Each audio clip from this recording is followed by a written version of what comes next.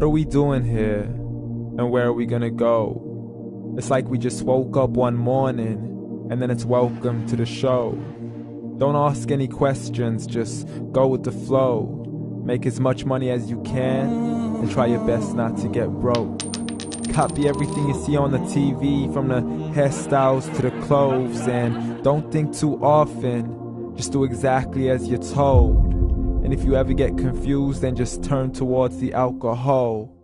You'll still hear your thoughts, then just turn up the radio as you learn to live a lifestyle of drugs, sex, and rock and roll. But in all honesty, I just need to know, is there more to the cycle than growing and getting old? Living and dying just to leave behind a happy home and a whole lot of property that somebody else is going to own. I just really need to know before the casket's closed, 'cause I'm not willing to gamble with my soul, nor am I ready to take any chances. These are just simple life questions and I'm just searching for some answers. Like, what are we doing here?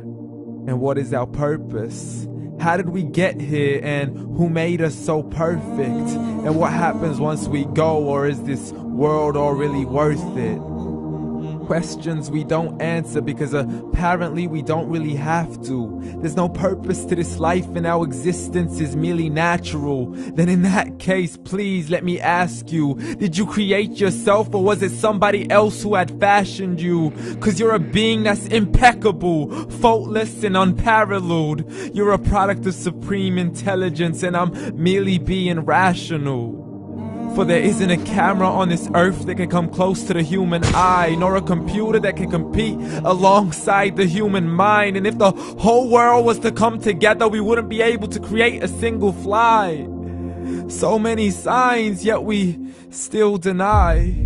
As science tries to justify that all this could come from none, when it's a simple sum. 0 plus 0 plus 0 cannot possibly ever give you 1. So from where did all this order come? For everything has its origins, a maker, a creator of its own. I mean, the only reason you're watching this video is because somebody had to press upload. So we can believe in the Big Bang, but I'd rather believe in He who caused it to explode. Allah, the creator of everything along with every single soul. The ever-living, the master, the only one who is in control. Unlike his creation, beyond our imagination. And no, he's not a man, nor does he have any partners in association. He's on his own. And no, he did not ever leave us alone. Just like every manufacturer, he left us with an instruction manual. The Quran and Islam, and I'm sorry to jump to conclusions, but it's the only one possible. The only definition of God is the one and only supreme being. It's logical, a book with 0 contradictions, with miracles that are both scientific and historical, all revealed over 1400 years ago. Like the detailed description of the human embryo. The descriptions of the human embryo in the Quran cannot be based on scientific knowledge in the 7th century. To the mountains as pegs holding firm the earth below, and the 2 seas that don't mix in a complete separate flow. To the planets in orbit, alternating night and day as they stay in flow. The expansion of the universe and the creation of everything from H2O. To the stories of the past and the preservation of Pharaoh. To identifying the lowest point in the land where Persia defeated Rome. The gushing fluid that created man in the glands between the ribs and the backbone. And not a word has changed, it's still the same. So please explain how all this was known over 1400 years ago.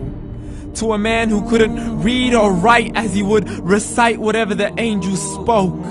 And if you still don't believe, please try to come up with something that's even close.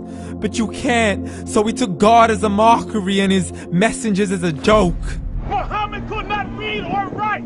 How's somebody who can't read or write gonna start a religion? Dismiss these scriptures as legends and tales of the ancient folk as we live life according to our whims, desires, and hopes. saying this life is the only home we will ever know. We will live then die, then simply turn to bones. YOLO!